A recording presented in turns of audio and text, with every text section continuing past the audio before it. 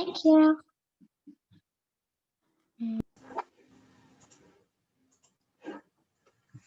There we are.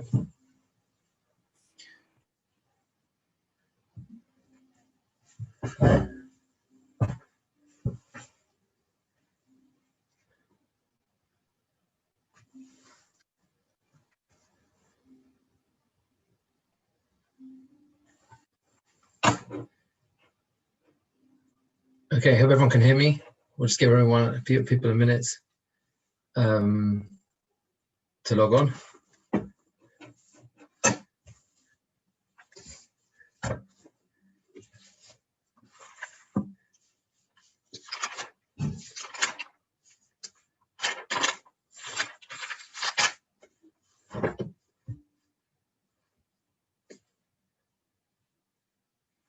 Okay.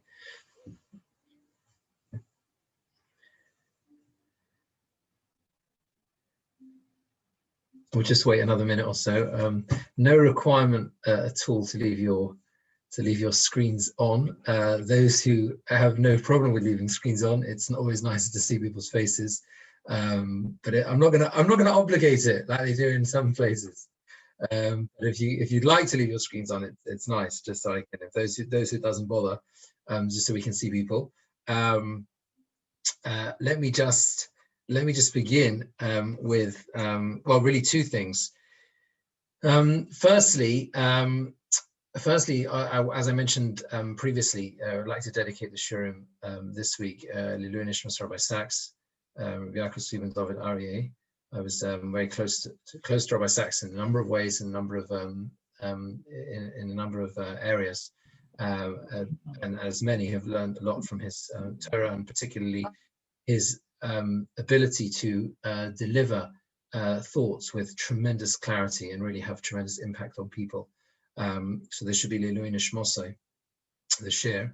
Also, I saw a beautiful vort, which literally just this evening, which I think is so worthwhile when it comes to the. It's a worthwhile idea in thinking about learning via Zoom, and that is as follows. The Gemara in Sanhedrin says the following thing. The Gemara says that the it's talking about on Pesach we have the bench Ein Yodea Lishoel. The Gemara says there's a pasuk which says V'yan echad me'hanaorim Vayomer Hinei ru'isi ben liyishi beis halachmi Yodea nagin v'gibor chayil. It's a pasuk in Sefer Shmuel. So for those just joining, it's just a little introduction to the share. So beautiful vort, which I think is very, very applicable. That who's the Ben Liyishai? The Ben Liyishai, of course, is David HaMelech, and he's described with two phrases. Yodea Nagin, he knows how to play musical instruments, and the Gemara says that tells us Yodea Lishol, he knows how to ask. He knows how to ask questions. Gibor, mighty, Sheyodea Lahoshiv, he knows how to answer. And the question, says Rav Wolbe in his Alei Shur, he says, what is the connection between Negina, playing musical instruments, and the idea of Yodea Lisho, being able to ask questions? So he says, Negina, playing a musical instrument, is what we call hisoros nafshis.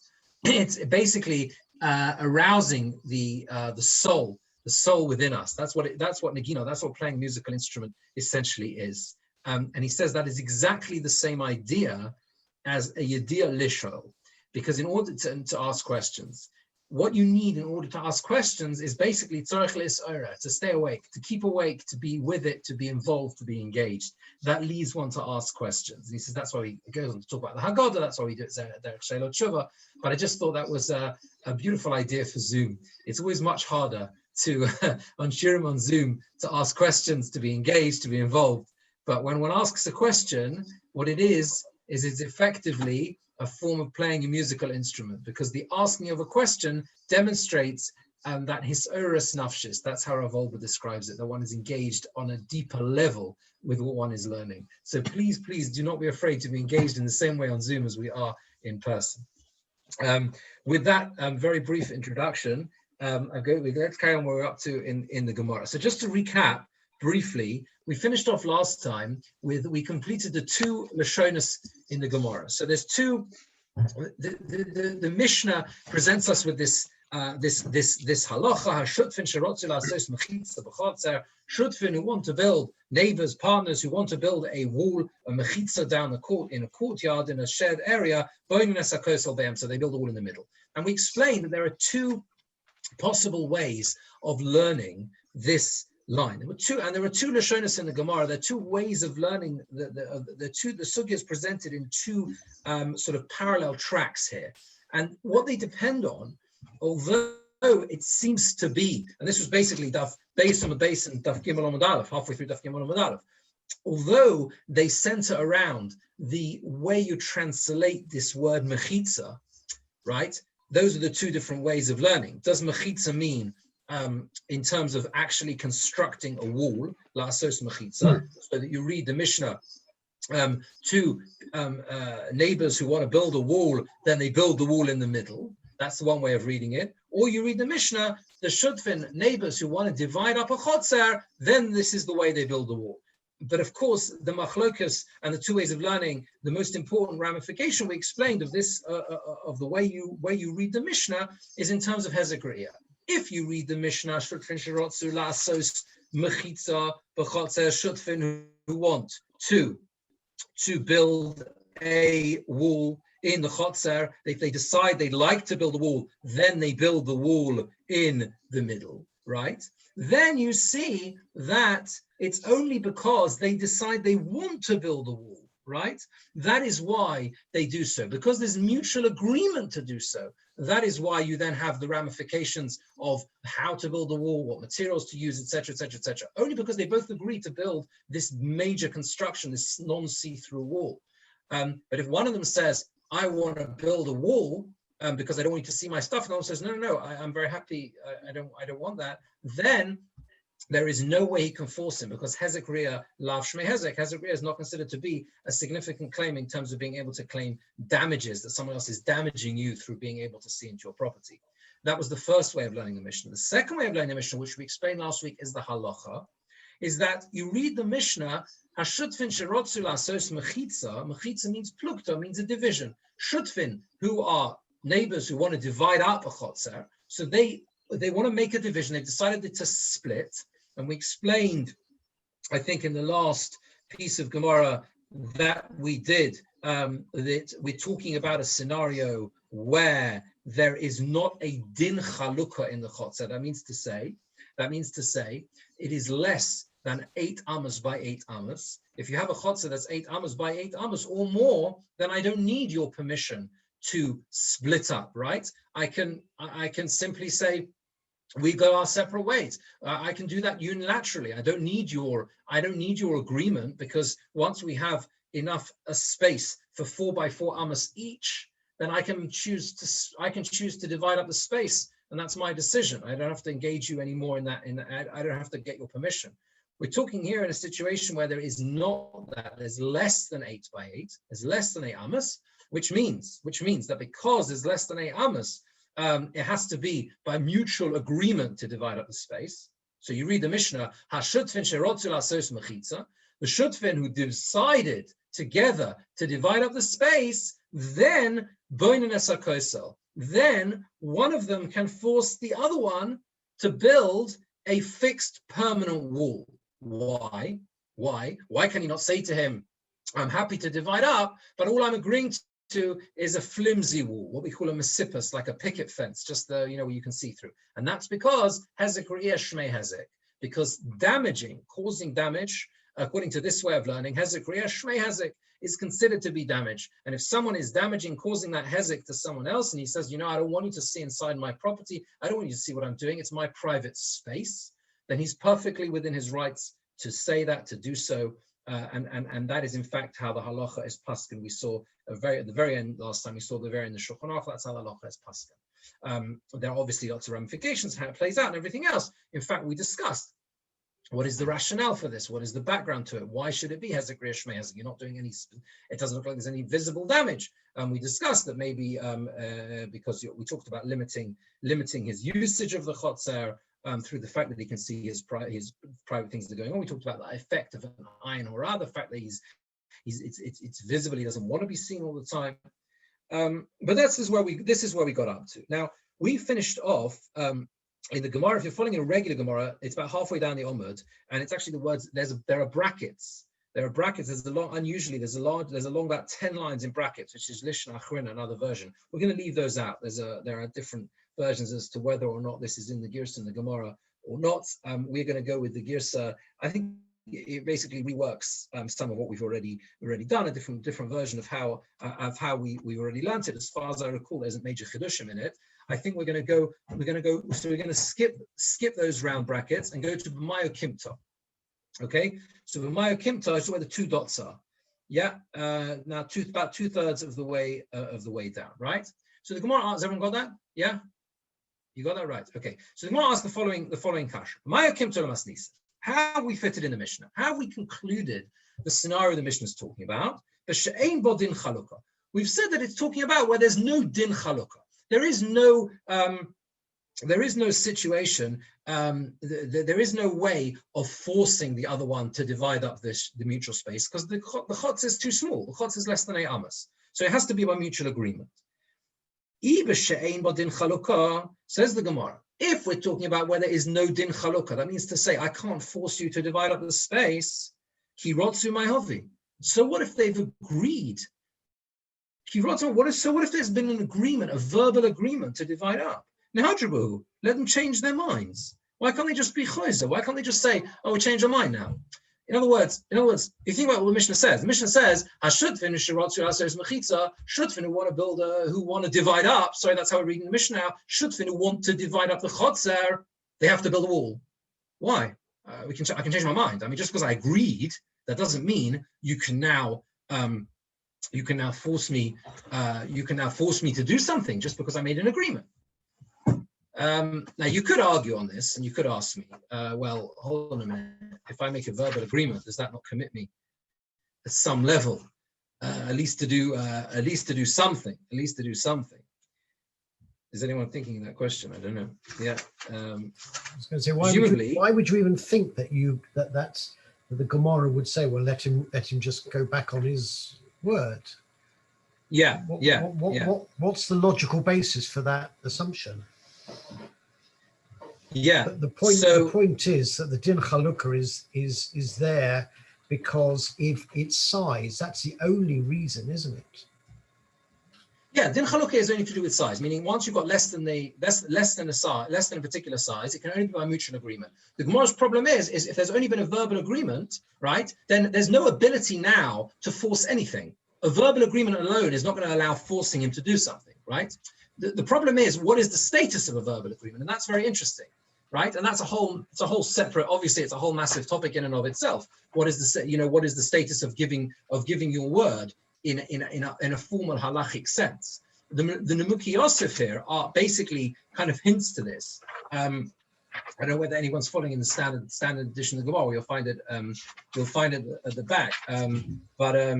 But he says, he quotes a Gemara in Bava Metzia to basically deal with this problem. Let me just, it's one line in the Nemuki Yosef. It's literally the very last line on the second Amud in the Nemuki Yosef. So it's marked as here in the standard editions. It's page 2. I don't know whether the more modern editions of the Gemara probably have it slightly differently. But anyway, the very last line, I'll just read it to you. He says like this: Kolomar, as if to say, the question was, Loma lo yochel lachzor bo? Why can they not change their minds? The bidvorim ba'alma, with words alone, leika mishum mechusra amona. It doesn't consider the person has what's called mechusra amona, means losing one's status of trustworthiness. This is a whole sugya in Bava Metzia, and I think that the Gemara there talks about the fact that when it's a significant, what's called a matana meruba, a significant gift, then it doesn't mean that one loses one's status of trustworthiness. It doesn't mean you go back on your word. So the point here is that I think what we're basically talking about is that how is it we can force a situation? We can force a situation just by a verbal agreement alone. Yeah. So what you see from here is a person should be Yeah, a person would not be there.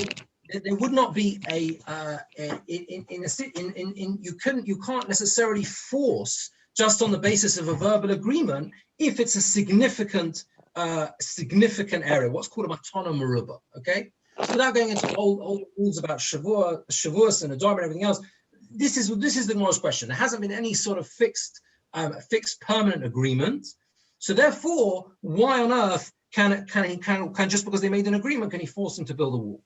Can we say that that's the chiddush of the Mishnah? That what? The moment that they've agreed, Shnaim Shiratzu, the chiddush is that this is an exceptional case, and therefore you're now mechuyev. But the point is that just because you've made an agreement and you've made some verbal agreement between you, doesn't mean I can then tie you to that to the extent that I can force you to build a wall. I can change my mind. Yeah, so normally correct. In this case, the Mishnah is coming to teach us that you can, because of an hezek re'iyah, or because of a din of shutzvus, or whatever the reason is. So the problem is there's no kinyan, and always in halacha, unless you have a kinyan, you can't. There's no sale, right? It's not a sale as such, but unless you have a kinyan, there's nothing fixed, and that's the problem here. In fact, the best way, the easiest way to understand the kasha is actually just with a little Tosfos. If you look at the second Tosfos on the Amud, Tosfos says, "Lemando Omar," he brings the Kirotzu Ma'havin Hajibu, "Lemando Mechitza Guda Lo Porech." According to the other opinion, right, the one who said that Mechitza is a wall, it's no question at all. Take a name of the Konu. You can say they made a kinyan, the Shivdun Ichseyan, right? Once you're dealing with a physical bricks and mortar, right? The other way we read the Mishnah was, Shutfin Shirotzu, they want to build a wall. Then we'll tell you the rules of wall building. That's how we read the Mishnah, right? Yeah. Once you'd agreed to do it, then we'll tell you how to do it. It's only because you've both agreed. Yeah, no has agreed, etc., etc. Once you're talking about something physical, then there's no question, because that's what it means. They want to build a wall. What does that mean? They made kinyonim. They made a kinyon on the bricks, and they worked out whatever they were going to do. They through those kinyonim, they were meshabed their property to each other, whatever it is.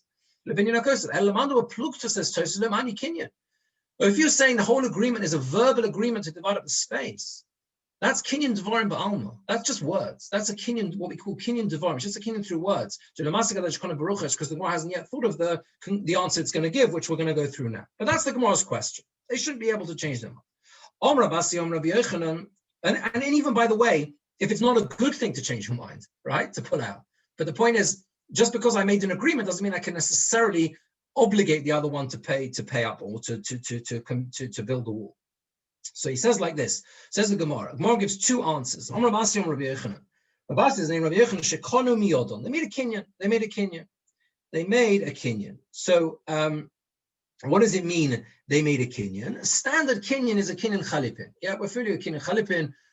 With Pesach, we do it with the Chometz, right? You make a kinyan by lifting up a Suda. Yeah, Kela, there's a Gemara Machlokes involved with Metzias, Kela Shel Koina, Kela Shel Makna, right? You know what? How the kinyan exactly works? Be taking ownership of the item, and that obligates you. If you say Kelov, I believe we passed Kelov Shel Koina. That's how it works. With the Chometz is slightly different because we're doing it as an appointment of Shlichus, right? But the simple way a Kinyan Chalipim works is basically if I do, let's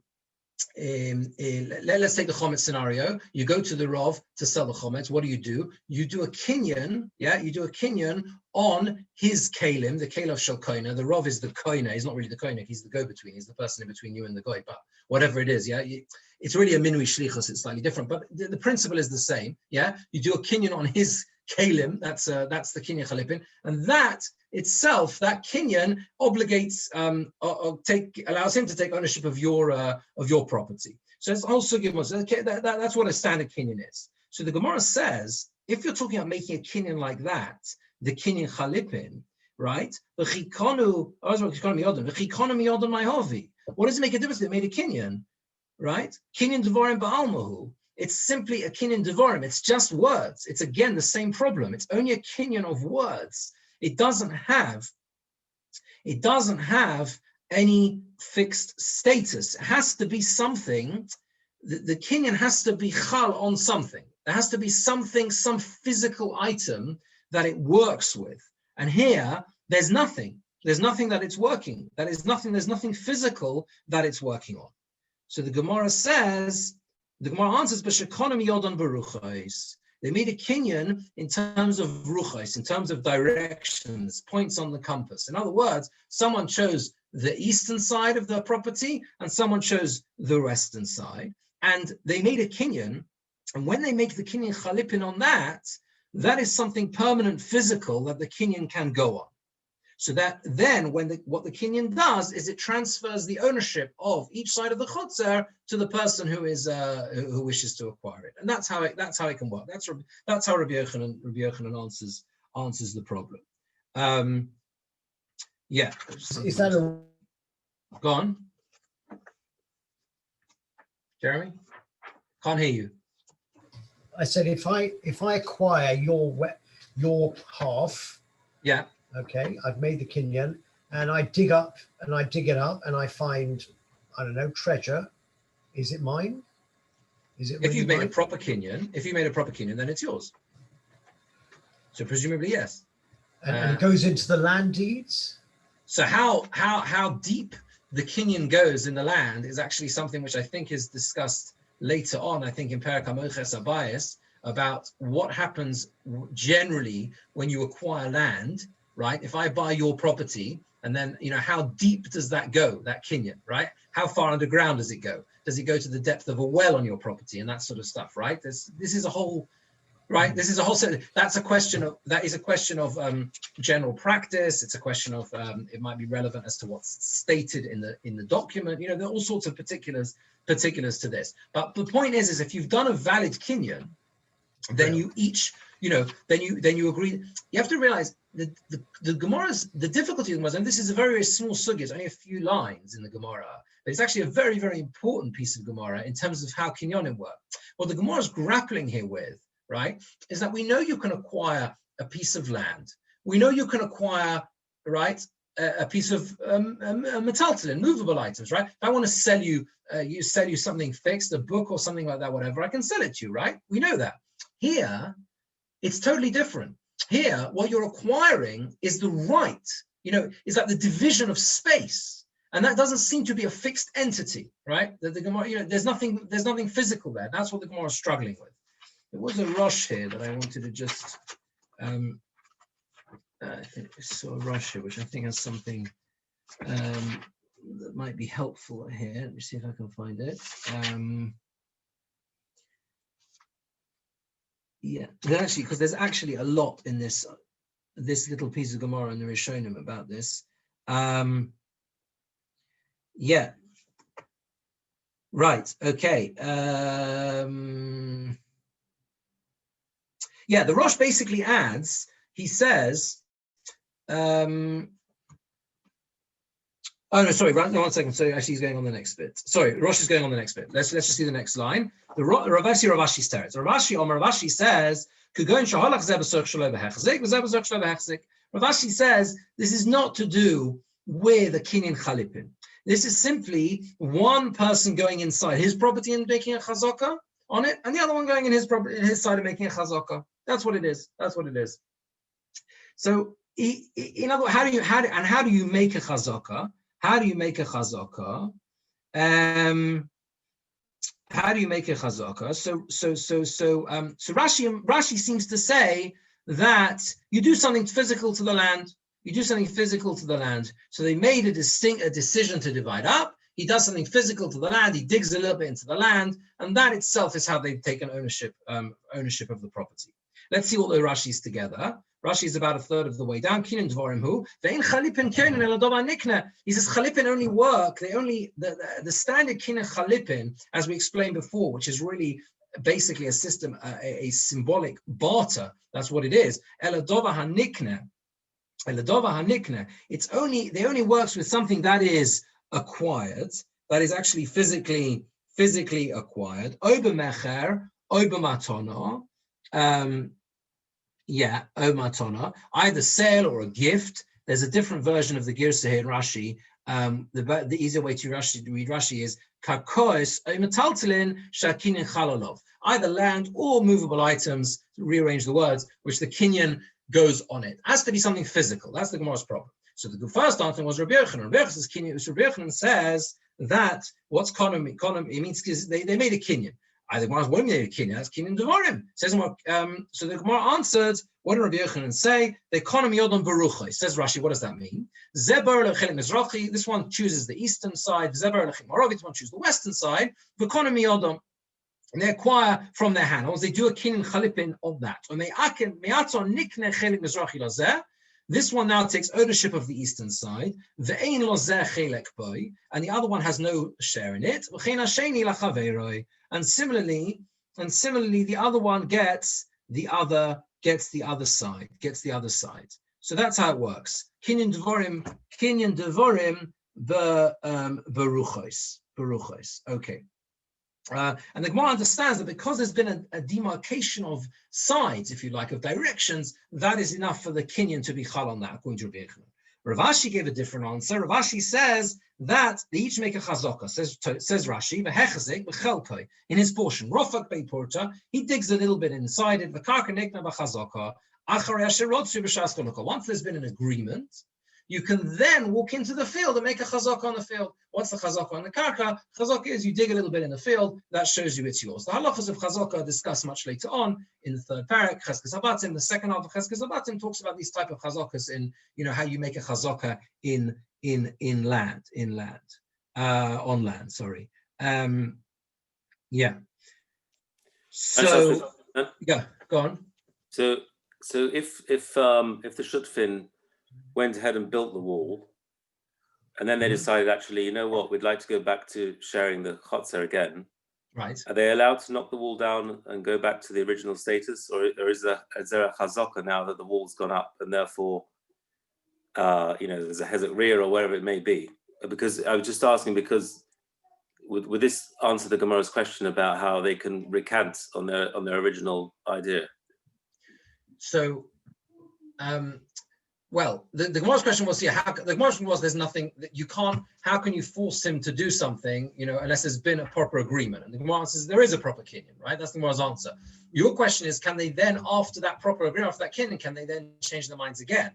But on that, it's going to be mutual agreement. That's going to be the key point, right? If there's mutual agreement, if we both agree, then we can agree. But if not, so then once you've, again, because hezek re'ah shmei hezek, right? Because hezek re'ah, we're going hezek re'ah shmei hezek, then you don't need, as far as I know, any sort of like 3-year chazak or anything like, permanent length of time, to have that built wall there. The whole chiddush of the Mishnah is once there's an agreement to divide up the space, and now we've said, what does that mean, an agreement? It means there's some sort of, kinyan, however you understand that, right? Then I can force you immediately to build a wall. And you can't turn around afterwards and say, hold on a minute. I agreed to split up the space, but you can't go building walls. No. I can, because hezek re'ah shmei hezek, right? Again, because the chotzer is smaller than 8 amos, until we get that agreement to divide, I can't do anything. Because there's no... If hezek re'ah shmei hezek, then surely they couldn't then agree to take it down. We can both agree to take it down anyway. Again, hezek re'ah is only a hezek, right? If I'm not bothered by the hezek, if I say I don't mind, we both agree, that we're happy to look in each other's space, then no one's got a problem with that, right? Hezek, I mean, I think as far as I know, we're learning hezek re'ah simply. Yeah, it's a claim, isn't it? Like if I'm not bothered about it, if I don't care you looking into my space, then then presumably that's okay. I would imagine. We might see something else about it later, but yeah. It's interesting that this was the Rosh that I mentioned before. The Rosh says that they don't have to both make a chazaka. Is once one of them has made a chazaka, this is going in Rav Ashi, yeah? Once one of them has made a chazaka, then it's automatic. It's a Gemara, that's a Gemara in Kiddushin. Kivan shezocha zeh, the Gemara says in Kiddushin, is chayav zeh b'chalipin. The other one becomes obligated, right? That's the way it works. If one of them's done a chazaka, it's automatic that the other one is now sorted, right? It makes sense. They don't have to both necessarily do a chazaka. That's what the Rosh says. Yeah. So okay, fine. So that's the conclusion of the Gemara here. So that's the maskon of the Gemara. And if you remember, we mentioned last time that it's significant lahalocha that Rabbi Yochanan and Rav Ashi have this machlokas here, because it's one of the ways the Rishonim deduce that the halacha is like the Rishon Achrona, right? That the halacha is like the Rishon Achrona. We mentioned that last time. Is once you've got Rabbi Yochanan, the major figures of Rabbi Yochanan and Rav Ashi, talking and having a machlokas in this particular version of the Gemara, that hints to us that that's the halacha, that in fact has a Shmei has it. Should we carry on with the Mishnah? Any other questions on this before we move on? No, everyone's okay? Good. Mokum shenagu livnos v'chulos. We said in the Mishnah, Mokum shenagu livnos, a place where the minig is to build the different types of walls, right? That's what we said. Right? So we discussed in the Mishnah many different types of several different types of wall, and we said whatever the minig is, that's what they have to build. If you remember, we did a tosfos there in the first shir. Why we have to talk about these midas? Since this is a kol k'minhag Medina, everything is like the minhag, so let's just follow the minhag. Why do we need any more information? So we said it's because you're setting upper limits. Yeah, that if the minhag was to make a gevil wall more than if they have let's say they claim a minhag or whatever to make a gevil wall that's more than six tefachim, then it's incorrect. Because that's not a gevil wall. A gevil wall is 6; it's not more, right? Potentially, we said it can be less, but these are the standardized. The Mishnah wants to give us the standardized measurements for these materials. So the Gemara says like this: Gevil, says the Gemara. What is gevil? Gevil is avnei de lemeshafio. Gevil is stones. So we have to know for this Gemara that there are 4 things listed in the Mishnah, right? There's gevil, gozis, kfisin, and levanin. The first 2 are type of are stones, using stone, and the latter 2 are using bricks. So gevil is avnei de lemeshafio. Gevil is stones which have not been smoothed down, so they still have the rough edges, which means that the stone is slightly wider. Gozis avnei de meshafio. Gozis is stones that have been smoothed down, so they're a narrower stone. And the Gemara brings a pasuk on this. The pasuk is called Eila avonim ikoros kemidos gozis. All of this is in the construction of the Bayis Rishon, the Beis Hamikdash. It's all of these are yavonim ikoros, or precious stones, kemidos gozis, like the measure of gozis. So therefore, we see that gozis is a hewn down, or not hewn stone, but a stone that has been rubbed down, that is smooth stone, because presumably that is what they use in the Beis Hamikdash. So, and then the Gemara carries on. What is kfisin? Kfisin is archi. What is archi? So we'll see in actually it's probably easy just to do Rashi straight away. Rashi defines what archi is. Rashi says oriach. Oriach is a chatzi levena. So a levena, v'halevena gimel tefachim. So levena, a brick, is 3 tefachim. That's a brick. V'horiach tefach u'mechza. And an oriach is 1.5 tefachim. The ovi hakosel, the thickness of the wall, is oriach mikan, v'oriach mikan, is a half a brick on one side, half a brick on the other side, the tefach be'emtza, and a tefach in the middle, shenosin sham tit lechabro, where you put cement to join the 2 halves together. And that's how you get a wall that's 4 tefachim wide. So we're going down from 6, 5, 4, and 3. 6 tefachim wide is a stone wall that hasn't been smoothed on the edges. So the serrated edges adds you a sort of half a tefach on each side. That gets you a 6 tefachim wall wide, 6 tefach wall wide, right? If you smooth off the edges, you get to a 5 tefach. It's a 5 tefach width. If you have the levanin, the kfisin wall is basically a wall made up of 2 half bricks, each one 1.5 tefachim wide, okay, with a tefach of cement in the middle. Yeah, so that leaves you with 4, right? 3, 1.5 plus 1.5 is 3, plus the tit in the middle is 4, and there you got 4. And finally, says the Gemara, levanin is livni. Rashi says it means shlemus levain lo. That's a whole complete brick. It's a brick placed on the thickness of the wall, and that will be, we said, the measure of a levena is 3 tefachim wide. Yeah, 3 tefachim wide. Okay. And just a quick question is that Rashi seems to always refer to the base of the wall, not the actual thickness of the wall itself. Where do you get that from Rashi? He always refers to Uvei HaKosel. Does that not mean the base? No, the thickness. It's just the thickness. It's assuming the wall is the thickness the whole way up. Yeah. I think so. Yeah, it's just assuming it's the same thickness. Yeah. But we'll talk later on about how high a wall needs to be to support itself, or how high a wall can be to support itself based on the thickness of the wall. Yeah. So the Gemara is going to do now, just to have this sort of the structure of the Gemara. The Gemara is going to basically play around with these. There are two sets here of understanding. Of understanding the Mishnah, right? You've got 2 about stonework and 2 about brickwork, and the Gemara is going to play around with them and say, how do you know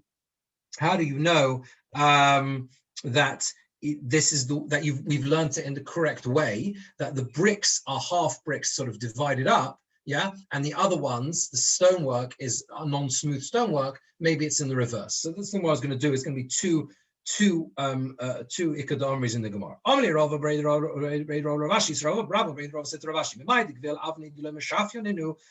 the Gvil are non-smooth down stones? Which means the extra tefach is for the bits that are sticking out because it isn't smoothed down. Maybe what it really is it's a half a gozis. Maybe it's the same thing as we explained with the bricks. Maybe that's the way you should explain the stonework. It's half of gozis. And you know how you get to 6? You know how you get to 6 because you add an extra tefach in between the other bricks. Between the other bricks. It's between the bricks.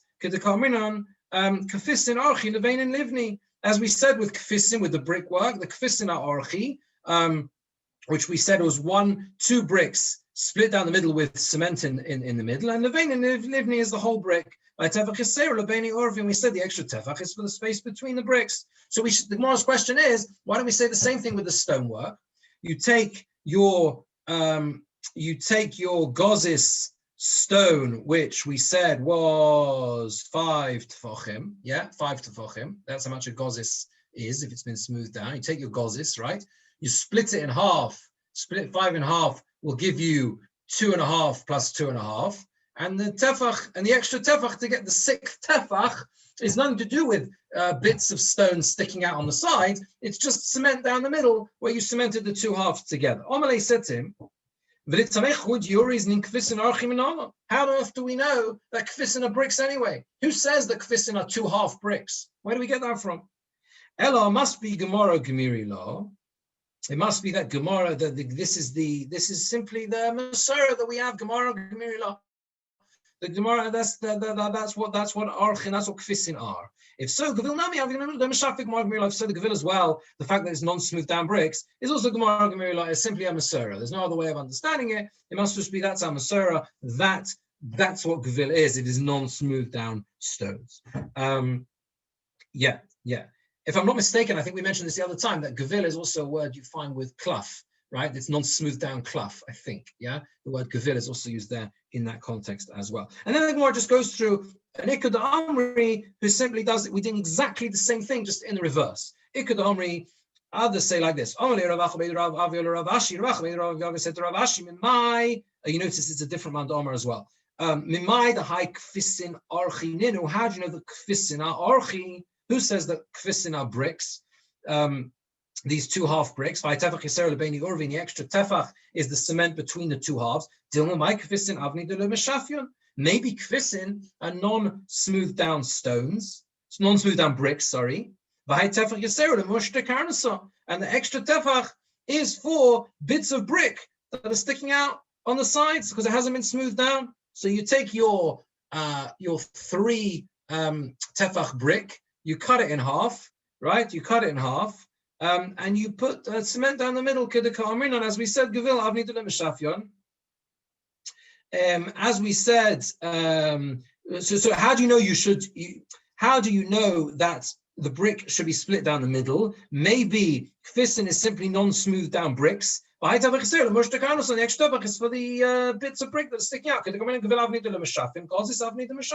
Just like we said with the gvil, is stones that haven't been smoothed down, and gozis is avnei de meshafion, stones that have been smoothed down. And the extra tefach is for the bits of stone that are sticking out. Amalei said back to him, according to your reasoning, how do you know that gvil is non-smoothed down stones? Where do you get that from? Ela Gemara Kimirila. It must just be a Masura. That's the Gemara. That's our Masura. Achanamir as well. Gemara Gemirila. It must be that this is the this is simply the Masura, that the way to understand the kafisin is to understand it that it's based on split bricks and a tefach in the middle for cement. Yeah, for cement. So that's how the Gemara is established. Basically come to the maskana.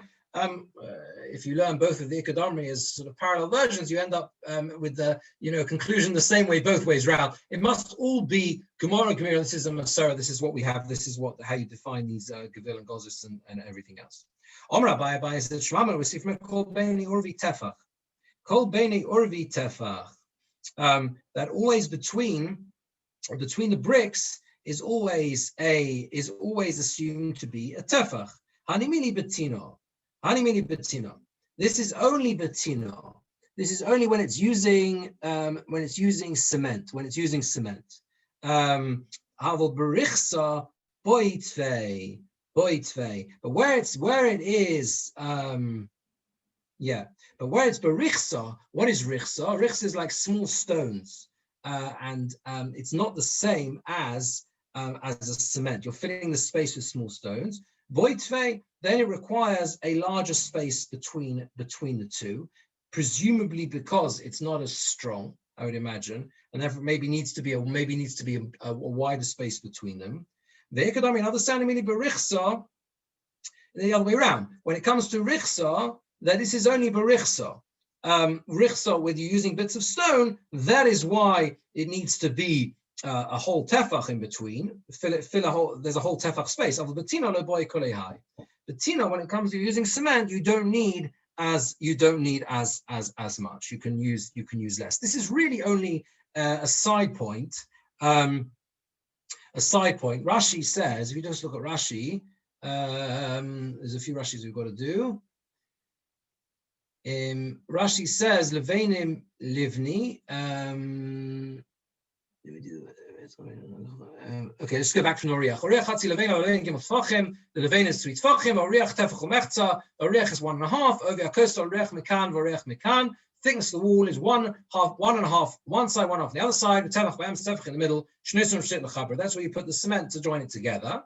Leveinim is livni shleimus. Levein lovi akosel. That's a full brick for the width of the wall, right? We said that. Lemosh to karnsa. Rosh avonim boltus lachutz. The edges of the stones protrude outside. She'enam chalukos. They're not chalukas. They're not smooth. Lochi boy ruchav tefach yisera. That's why you need the width of an extra tefach because of those bits of stone sticking out. Lebeini urvi bein dimus shmekan be dimus shmekan, between the brick on either side. V'nosin tit be'emtza. It's actually half a brick on either side, and you put cement in the middle. We said maybe it's the bricks that are not smooth, etc. That's what bricks are. So Rashi says here,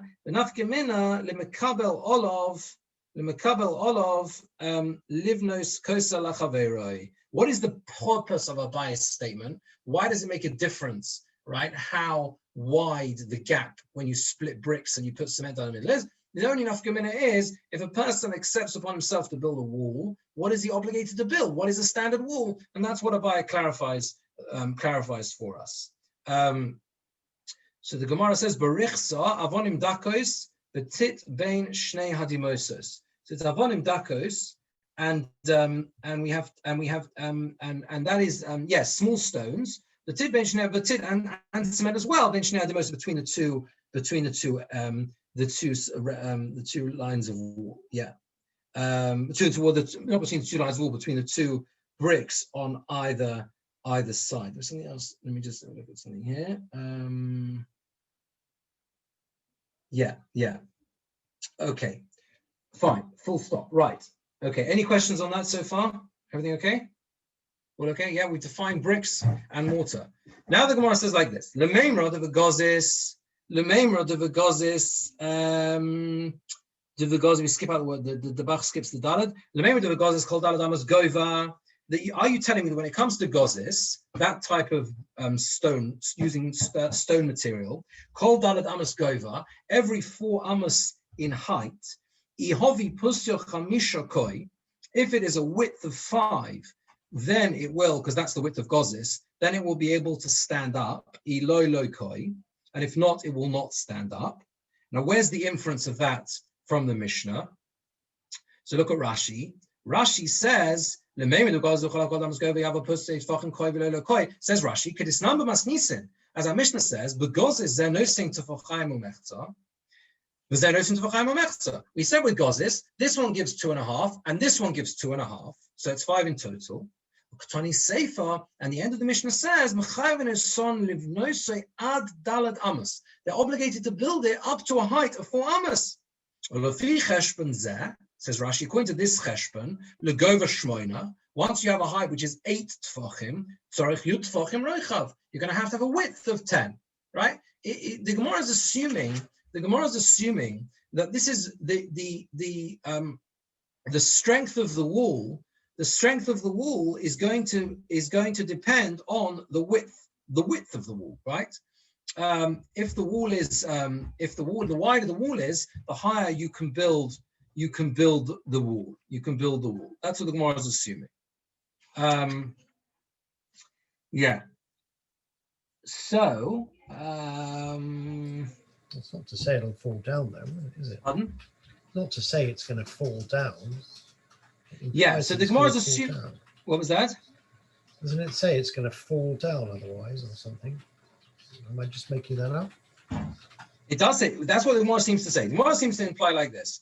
Gozis we know is 5 tefachim wide. That much we know, right? Gozis is 5 tefachim wide.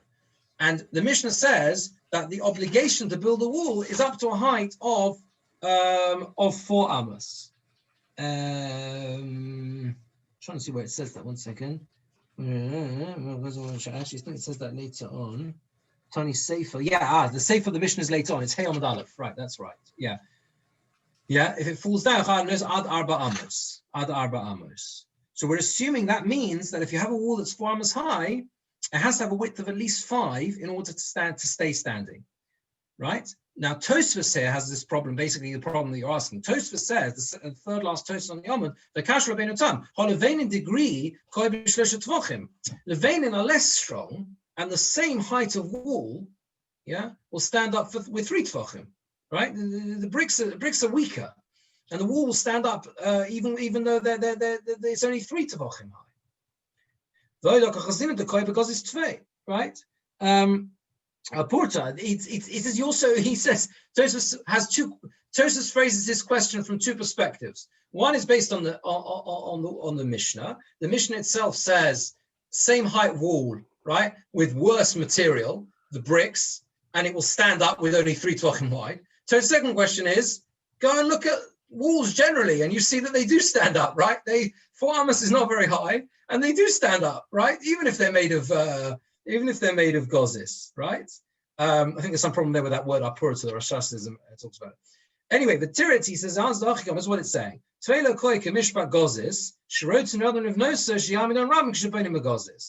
It's not going to stand for the length of time that people expect and anticipate the wall to last for when they build a gozis wall. Remember, this is all expectations in terms of building work, right? So it's true, you can have, right, walls that are thinner and that are higher, but they won't last the way a gozis wall works. If you build a wall of gozis, you expect and anticipate it's going to last a very, very long time. And from that, we're inferring, reading the Mishnah, that it's only because it's 4 amas high that it's strong enough, to last. If you want to go higher than 4 amas, you're going to have to widen your wall. Says the Gemara, if that's true, the Amar trucks in the Beis HaMikdash, which we know was made of gozis. And I think this is why the Gemara earlier actually brought that posuk in the first place. Why did the Gemara have to bring that posuk? The Gemara brought gozis. How do you know gozis? Because the posuk says in Melachim, these are all avonim yikoros, Kemidos Gozis, right? Why did we start talking about Midos Gozis in the Beis Hamikdash? How does that help tell us? You could say because it just tells us that they would have been stones that are smooth. Okay, but anyway, the Gemara here is now going back to the point about the Beis Hamikdash, and it's saying like this: this Amot Truxin, the Amot Truxin, the Havoi Gavoya Tzlosin Amosa. How high was the Amot Truxin? The Amot Truxin was in the first Beis Hamikdash. There was a permanent wall between the Kodesh and the Kodesh HaKadoshim, the Heichal and the Kodesh HaKadoshim. It was a fixed permanent wall, and that wall was called the Amot Truxin. It was 30 amos high. It was 30 amos high. And the width was only 6 tefachim. And it stood up, no problem. It stood up very high, made of gozis material, and it's 6 tefachim wide. And it was 30 amos high. So how can this be? So the Gemara says, because there was one tefach, one extra tefach, so it was able to stand up. One extra tefach. That's what the Gemara says. That seems to have been enough. In other words, your idea that it's proportional and the higher the wall is, the wider you need to make it is not accurate, says the Gemara. Not accurate. You can actually have a wall that is much higher as long as you go a bit more than your width of 5. Let's just see Rashi. Ashes Amot Truxin towards the end of the Amot. The Binyan Shloimei, the Gozis have the Amot Truxin of Shlomo Melech's Beis Hamikdash. It was made of Gozis. The Chsiv Avnei Gozis. It says Gozis stones in the Pasuk in Malachim. It was 30 amos high. Vein Ovya ala Amo, and the thickness was only 1 Amo, which is 6 tefachim. Lahavdil bein Heichal and Kodesh HaKadoshim, to divide between the Heichal and the Kodesh HaKadoshim. That's how it was. Those of you who learn, it's all various places. Erev and Sukkah, there are different ways to measure an Amma, and 5. So here we're taking on 6 tefachim. So the Gemara answers, "Deko tefach yisera mishum hay tefach pusya." Because of this tefach wide, motzi lagvor tova, you can go very, very high. Ve'in tzarich laseis l'chol arba amos hay tefachim rechav. You don't have to give for each 4 amos 5 tefachim width. It doesn't multiply on a proportionate level. Yeah. So that's how the Gemara answers the problem. The Gemara now asks, though, interesting, by the way, this strange word truxin. What does this strange word truxin mean? So Rashi says it's actually, Tosfos says it's actually a combined word. It's combined, puts 2 words together. The word truck means, or truk means to bolt. There's a story in the Gemara in Brachos. You might remember the story of Gamliel when he locked the doors of the Beis Hamedrash, with the whole story of Rozman Azariah when his light turned white. There's a famous story of Gemara in Brachos. I think it's in Toras Chaim. It says that Truki Gali. They locked the doors of the Beis Hamedrash.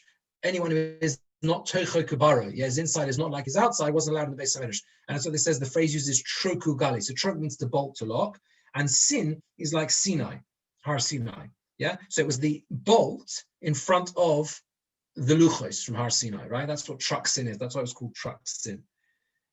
That's one pshat he gives. He gives another one as well. Anyway, so Gemara says, "Mikdash Sheni, my tamala of an truxin." Why in the Beis Hamikdash the Bayis Sheni? Why didn't they build an truxin? Why didn't they build an truxin? Why didn't they build this Amma? Why was it in the Beis Hamikdash, the Bayis Sheni, there was no permanent wall? There was a curtain, there was a paroches, right? But there was no, in the Bayis Sheni, there was no fixed permanent wall in the space between the Kodesh and the Kodesh Kedoshim and the Heichal. The Gemara says, "Ki koi b'tzlosin koi, tfeilo koi." It would only stand up. This wall would not be able to hold up higher than 30 amos. More than 30 amos, it's not going to stand up. How do you know that in the Beis Sheni, the height, right, of the Kodesh and the Kodesh HaKadoshim was higher than 30 amos? Because the Pasuk says, that the covet of this bias, the Beis Sheni, will be greater than the bias Rishon. And on that, we have a machlokes Rav and Shmuel, Vamila, Rav Yechon Beloza, some say Rav Yechon Beloza, Chad Omar Bebinyan, Chad Omar the Shonim. One says it means it was greater in terms of the construction, in terms of the building. Rashi says, the last Rashi on the Omud, Shahoya Govhoi, what is it? The height was Mea Amos. The height was 100 Amos, as it says in Midas. There's a big problem with this Rashi. If you can see the Bach, The Bach says Nira de Zeu Tos. It's a mistake. It must be a mistake. The Ribayas Rishon Gavah Kuf Chof Amor. The first Beis Hamikdash, the total height was actually 120 amos. The Hainu Tzadi Me'aliyah Rishona, the Habayas Gufei Lamed.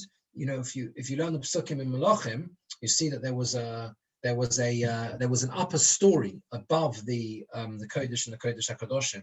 So that was much higher, it seems. That was 90 amos high, and underneath was 30 amos, the actual bias. In Mikdash Rishon Gavah Yoseh, and it would come out, the Mikdash Rishon was higher. So he says, obviously, really Rashi should say mem 40 amos, and in that way, that's the difference, right? So the height of the actual Kodesh and Kodesh HaKadoshim in the Bayis Rishon was 30 amos, and in the Bayis Sheni was 40 amos high. 40 amos high. Anyway, that's one view that it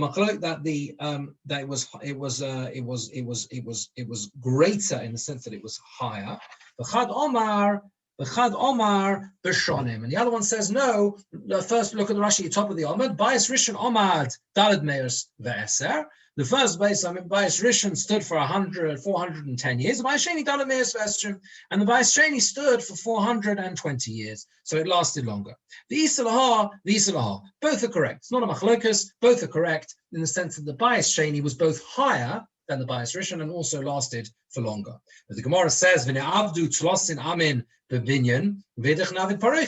the problem is that it can't hold it up, so make 30 amos build it of a solid construction, and the rest should be parochas, right? You know, why is it that they could make they had no solid interposition in the Bayis Sheni between the Heichal and the Kodesh HaKadoshim, right? Make a wall as far as you can, and the rest should be parochas.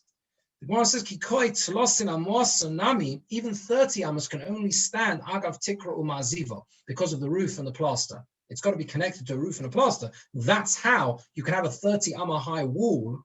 30 amos is very high. You can only have a 30 amma high wall if you got it connected to tikra, to a roof. You can't then just stick a parochas on top and expect your wall underneath to stand up. Rashi says, had an upper story on top. And you had this ma'aziva, this kind of plaster of cement or whatever it is on top of it. The COVID amasa mamed akosel, the weight of that burden that keeps the wall standing up straight until it's stood, and it shouldn't go to either side. Where the wall of 30 wouldn't reach the aliyah, it wouldn't be able to stand up because it wouldn't reach the upper story. So the Gemara says, it's not going to stand without a roof. So the Gemara says, okay, but do however high you can. The Gemara is trying to get to a place where, to understand why it is in the Bayis Sheni, they didn't build any form of wall between the Kodesh and the Kodesh. Surely that would have been better. It was an incredible building. The Gemara later, the next sugya is going to talk about, later at the end of the Yom, about how incredible the Bayis Sheni was, right? The construction, especially when it was rebuilt by Herod. So why on earth did they not build any form of permanent wall at all? Go as high as you can with a fixed wall and make the rest of it higher than that. Parochas. Abai says, Gemiri, we've learned ikulu b'binyan, ikulu b'parochas. It's either got to be complete construction, a wall, or completely a parochas.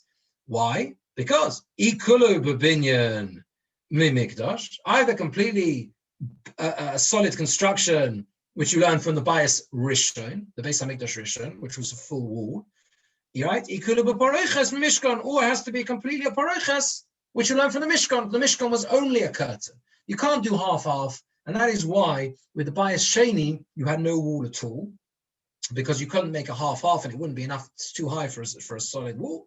That's how they ended up. Bayis Hamikdash Rishon was a full wall. Bayis Sheni was entirely a parochas to separate the Kodesh and the Kodesh HaKadoshim. Any questions? Everyone happy with that? It's been a long day. I'm sure a long day on Zoom for many. I'm not sure why. Why does the Gemara divert into this? Why? It's a tangent, isn't it? Yes. Well, it is in the sense that we're dealing with construction. And therefore we're trying to understand. the Gemara got to it because we said that the Mishnah, we are understanding the Mishnah that the measurements of the wall, you see, okay, let's put it like this. Why is all this relevant in terms of defining, thickness of walls, right? Why does this need to be in the Gemara? So we seem to be understanding that the thickness of the wall, and the reason why Chazal have to spell it out and why it's so important is because if you don't do this, that's why you meant that Tosfos before, you have not fulfilled your obligation in terms of construction. You're not going to build a Gozis wall that's going to last as long as a Gozis wall should, a stone wall should, right? Because it's based on height, right? Thickness of wall, solid construction based on height, everything else. If that's true, we're trying to destroy that entire theory, yeah, right? Based on the fact that in by the Beis Hamikdash, you had a much higher wall, which was relatively thin, only 6 tvachim. So if it's true that that was indeed the case, then maybe the whole thickness of walls is irrelevant. And I think that's why we go into it. Do you see what I mean? Because it could be that it destroys the whole key point of the thickness of walls, which is you've got to do it, otherwise it's going to fall down. What do you mean? Beis Hamikdash, very high wall. So we said no, because that was slightly wider. Once you go a bit wider, although it's not proportional, you have to go, the wider you go, the higher you have to go. That's not true. Right? The higher you go, the wider you have to go. But the principle we can still say stands, which is that you need your minimum of, you need, if you're going to have only a 5 tefachim thickness, you can't go higher than 4 amos. That's what we're saying. You want to go higher? You need at least 6 tefachim. That's what we're saying. The tangent is why there was no paroches in the, there was no fixed wall in the Bayis Sheni. Okay, but as we'll see, Mitzvah next time from the continuation of the sugya, we go into a fascinating sugya and a very practical halachic sugya about the building and construction of shuls. Yeah, about the halachas around building a shul is a daf gimel on the base. The next sugya, but one, just a little bit more than there's another sugya, and that sugya, Mitzvah will see next time, is basically the main sugya in Shas about the rules about building a shul. It's fascinating, so we'll hopefully get there next time. Okay. Have a very good evening, everyone. I think look quite good, no? It looks like I'm in shul. Beautiful. Such fun. It's such fun. Except I'm a bit like floating hands here. It's a bit, Okay. Anyway. How do you get it not to shimmer? How did I get it what? Not to shimmer. Every time I try and put a background on me, I shimmer. If you knew how long I had to spend working on this with shimmy, okay, that I could, trying to get the background to not do that. How do you I worked it out. No, I worked out it's the lighting. The lighting is just as important. I had to change the lighting. I put a lamp up instead of the... I see. It's very useful. All the longness of Zoom. Anyway, okay. Thank you. Have a good evening. Okay. Go ahead. Take care. Thank you. Thanks. Bye. Okay, have a good night. Take care. Bye.